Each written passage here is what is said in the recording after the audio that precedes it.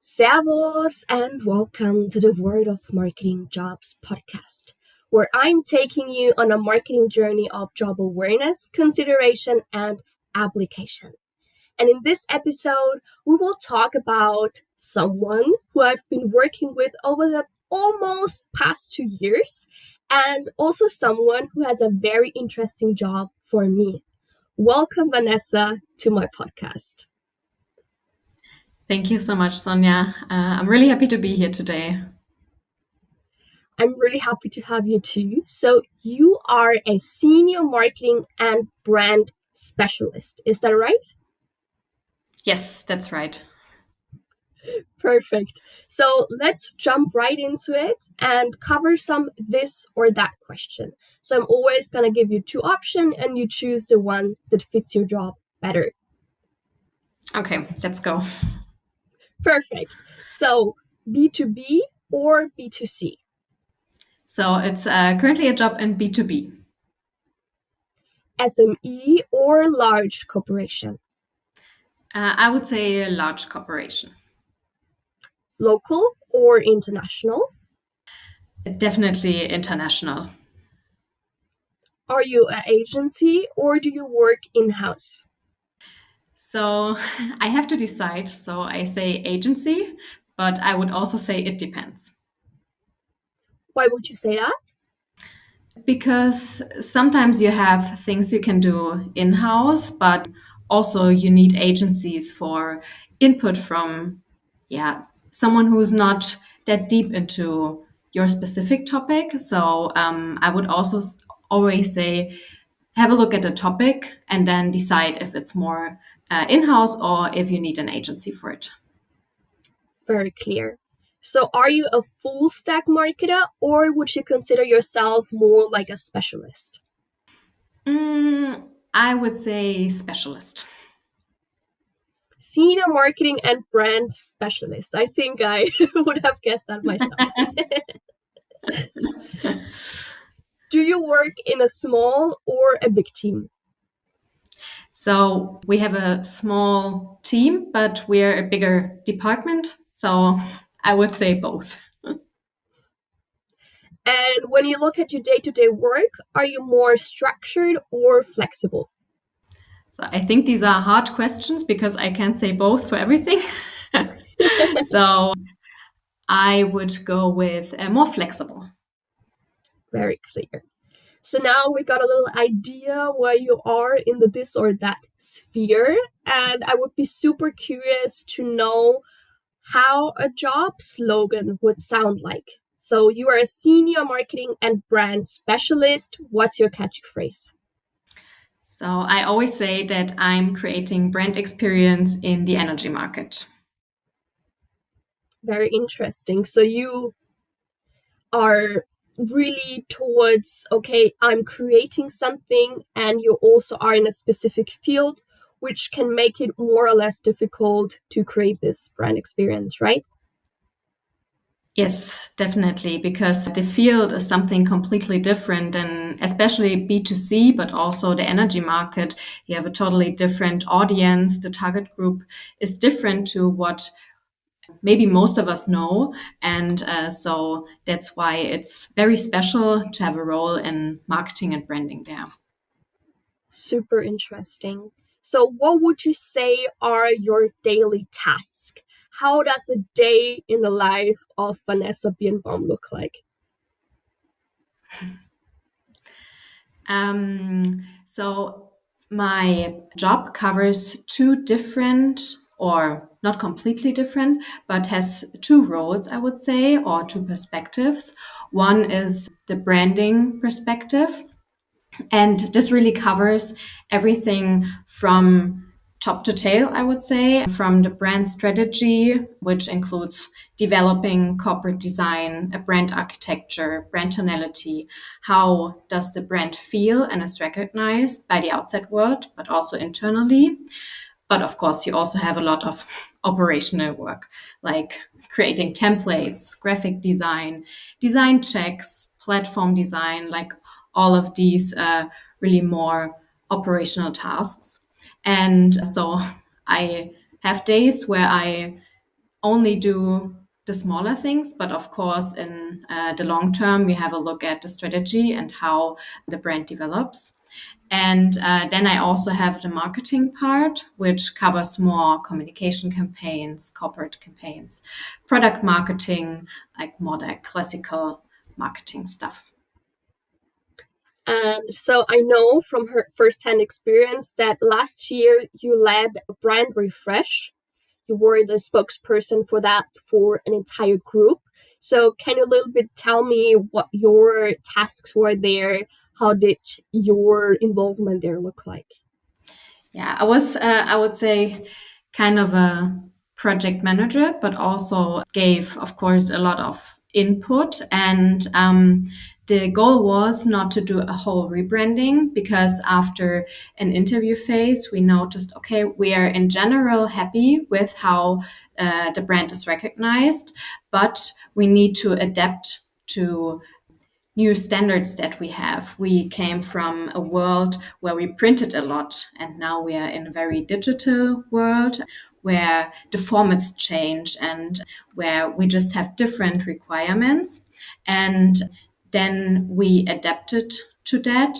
And my role was mainly to bring everyone together to have a look at what are the needs of the different group companies that we have, of the different stakeholders, but of course also every time having in mind how do we want the brand to be recognized, because you always have to see what is a personal opinion and what is the expertise that we have and how we want to be perceived when someone has a look on the website or on social media.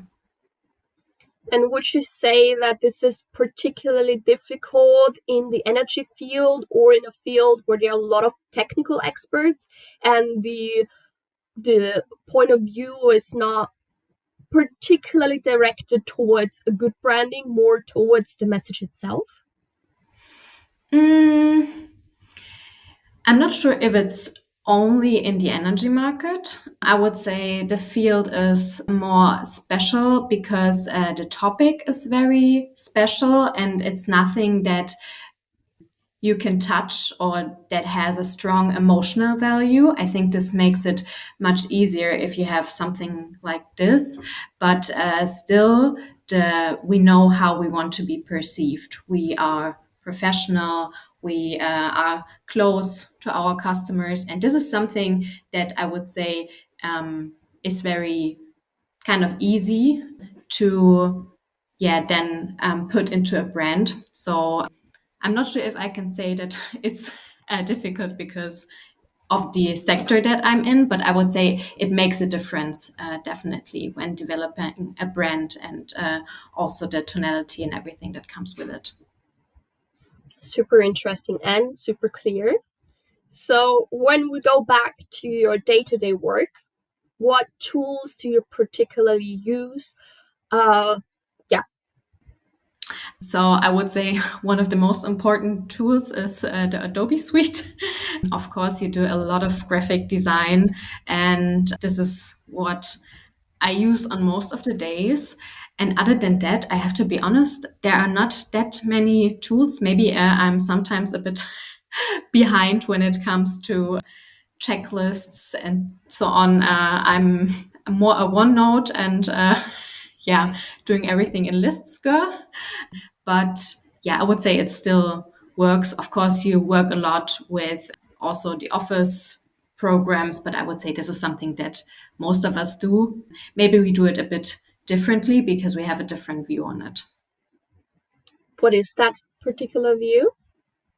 Mm, I always notice it when I show someone something that you can, for example, do in PowerPoint that some people just don't know because they use it for creating presentations. And we use it more for creating the experience that you have with the presentation. How does it look like? Because it's not only how a brand is perceived like on the website or on social media. It starts with like the small things. How does your presentation look? Do you use your templates right? This might sound a bit picky for some, but it's being consistent over the different tools, applications that you have. And so that's why you just have a different view and you use it differently, create stuff in PowerPoint, for example, differently. It's not a fancy, cool task, but still, it's something that I think is important. Definitely, when it comes to something as crucial as presentations, when you're presented for clients on industry fairs, I think it's really one of the most used tools to portray this, because on LinkedIn you might not be the one who follows the page, or on Instagram, but when you are on the industry fair, when you want to attract customers, or if you want to just showcase a new product, etc., I think it makes a big difference of how it is presented, and if the little details like the right copyright on every single slide or the right colors used, I think it can make a big difference. And we particularly see it, I think, when sometimes there are presentations Yes. and there is a bright green almost highlighted, and you're like, oh, okay, maybe we use our corporate color here, and then always instantly looks more put together and more like it's part of our company, it's part of our identity. Yes, definitely. And it's all of the small parts that in the end make the whole company look professional. And I know I love doing like the real marketing stuff, but it's also making it available for all the other colleagues that they are also able to do a presentation in the, for us, correct way to represent the brand, because in the end everyone who talks to the outside world is kind of a brand ambassador, and it starts in these small pieces and then goes up to the big marketing campaigns and so on. Very clear. So when I come to you, to your desk, and I have a big list of tasks for you, which one would you say are not part of your scope, and would you say happily refer to a colleague of yours? So maybe it's not something I refer to a colleague, but sometimes it's things I say you can do yourself, because we are not there to when you have a presentation, to change colors or to change a font, for example. We check the presentation, but you can do the small stuff yourself. This is something that I would definitely say. And other than that, I mean, my focus is mainly on brand and marketing. So it's not that much communication related, because I think this also gets mixed up sometimes, that you have the communications part and the marketing part. So I would say for these, you can talk to the colleagues in communication, and I more have a look at how the brand appears and how the right tonality is. This is something, or the tone of voice, this is something then, for example, the content specialists can do. Super clear. So if I were to apply for your job, how could a good job persona look like? What do I need to do your job, essentially? So, what I think is most important, to have both, to be creative, but also to be structured. And what I mean by saying this is, I think when it comes to marketing or especially branding, a lot of people think, oh, I can be creative, I can create graphics and so on. And this is something, of course, which is a big part of the job. But you always have a framework that is given. And you have, for example, branding guideline. And you have to split between your personal opinion and what you think would look good and how the brand would be perceived. And I think finding someone who can be both can sometimes be a bit difficult. And it's also sometimes difficult for me, to be honest, because of course you have to see, okay, the brand should look like this. And then I have requirements for a platform, for a design, for an event. And I'm completely free, but I still need to stick to the framework. And I think this is something that the person should bring. And then you have to, or you need to have this view on, I think not everyone, as not everyone can write texts, not everyone can really see how a brand looks like to the outside world. You need to have a feeling for it. How do we want a brand to, yeah, be recognized? So this is definitely something. And yeah, you also need to be a bit in love with details when it comes to, yeah, creating graphics or also checking presentations. It's, as I said, the consistency starts in the details. Is it the right copyright? Is the date right? I know for some this may sound, yeah, this is something small, just a small detail, but I think it's important for the whole professional look of a company. So I would say this sums it up quite well.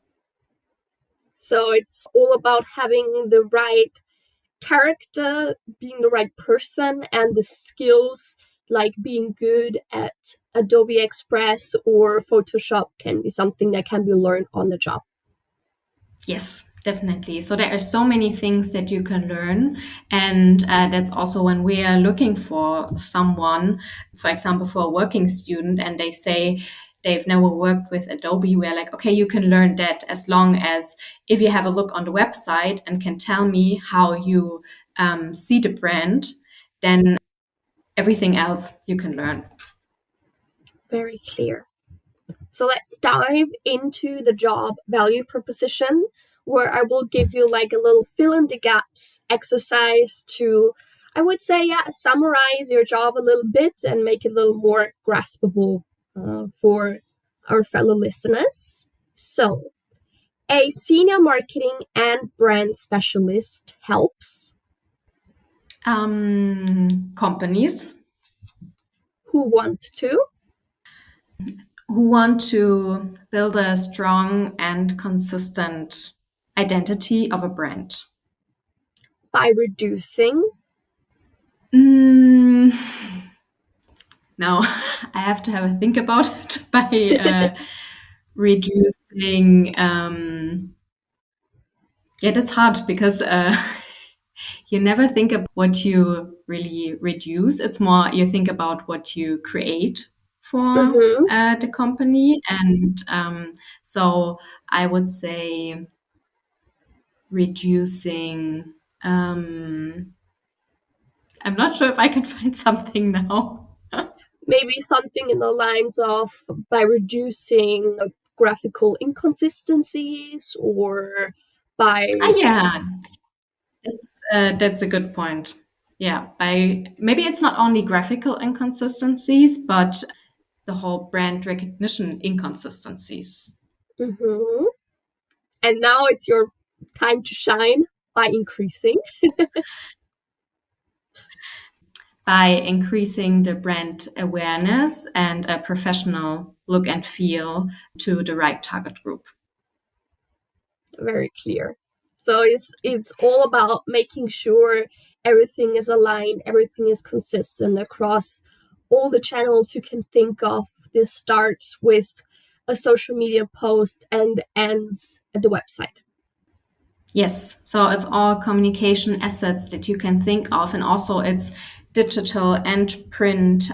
It's also how an employee, for example, represents the company to the outside world. So if you have a sales colleague who talks to customers, of course, you also want him to represent the brand. So it's not only how you in the marketing world use it for all of the communication channels, but it's also creating a framework for everyone in the company. And yeah, how do we want to show ourselves to the outside world?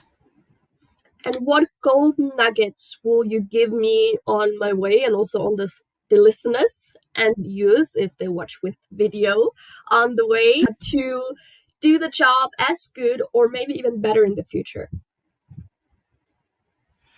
So as I said, it's we have a framework and we are quite structured, but don't stay in your box. So we notice it with the brand refresh. So we have a given framework and we have a design principle, we have a system for it, but the needs and the requirements always change. And a few years ago, we used to print our annual report, and we had 30 or 50 pages that were printed. And now, over time, it changed. We are creating PDFs, or that's also maybe 3 years ago already. We are more interactive now. We have tools that we use. And so, of course, you don't want to change the whole brand identity every 2 years or whatever. But you need to stay flexible with changing requirements and with the industry changing. Or also, if you have AI, for example, now, is this something that we can use for us and that develops our brand system even more? Do we have, yeah, new requirements that come in the future? And I think this is something because we like to stay where we are. We like to stay in the comfort zone and say, okay, we've always done it like that. You know how it can be sometimes, especially when you work in companies who have been there for such a long time, but always drive for something new and try to bring together the framework that you have with the changes that you also have in the world and also in the industry.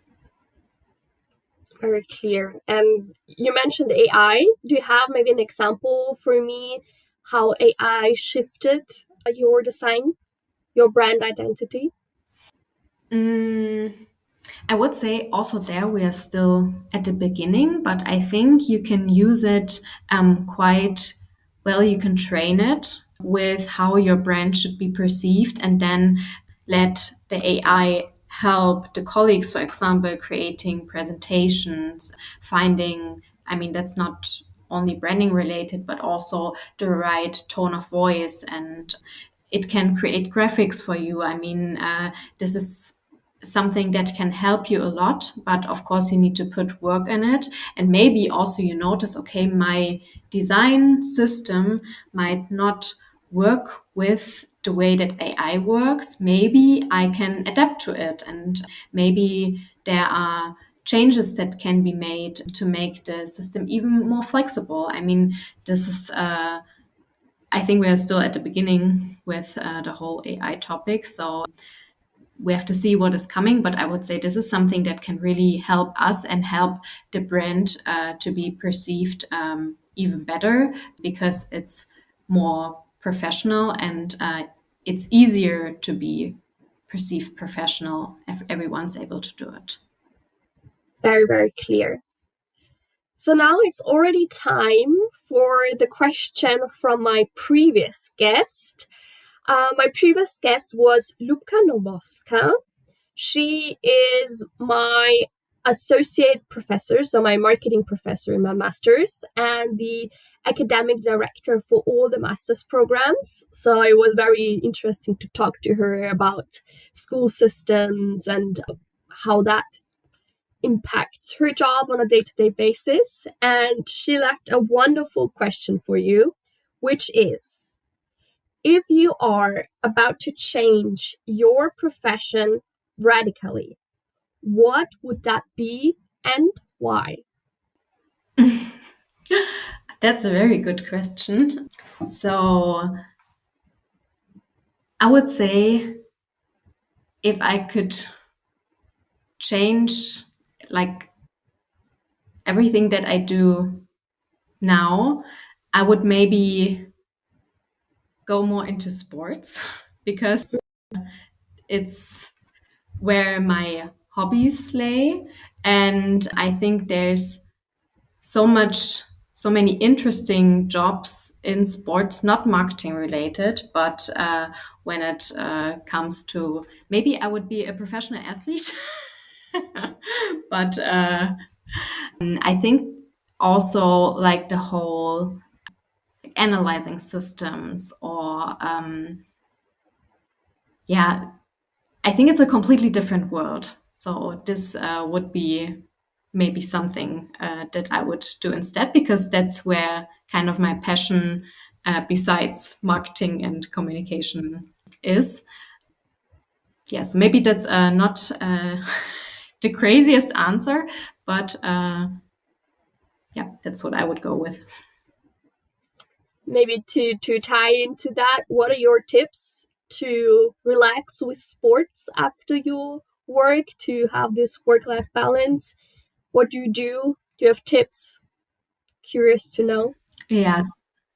So I would say find something that really brings you down. And I love running, I love cycling, but I know that you also have a lot of trends and that sometimes you do sports because you think, okay, everybody's doing it. And it's not about everybody's doing it, it's about what yeah, makes you really calm down and where when you do the sports you remember when you were a child and you could play for hours and you didn't notice that the time was running up. You were just in your own world, and I think this is what sport should do for you. And so this would be my tip, to find something that you can feel like this again. If it's not sports, maybe it's reading, maybe it's painting, something like this. I will definitely now uh, like bring a new hobby in my life and find something that calms me down or that also excites me, maybe more than just for 30 minutes. So definitely a good tip uh, for everyone out there to find something, to find a passion outside work, to start a project, etc.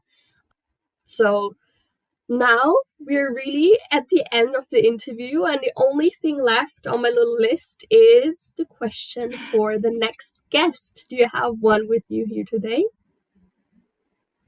So I hope this question didn't get asked before, but I would like to know one tip that the person would give someone who wants to do something completely new in their job.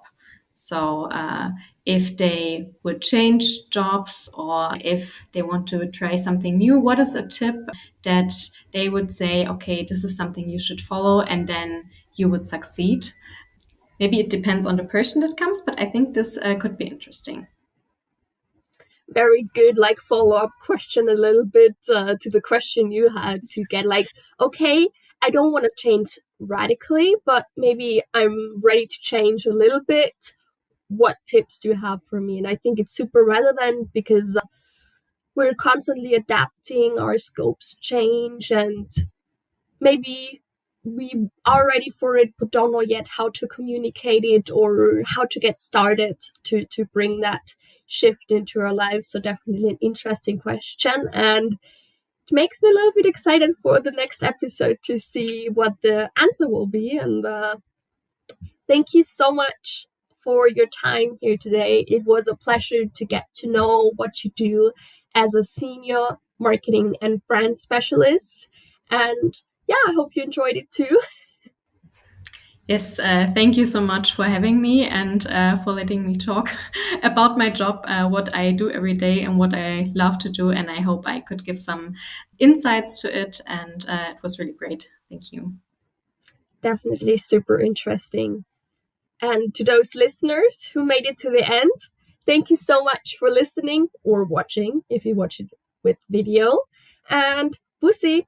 Bye bye.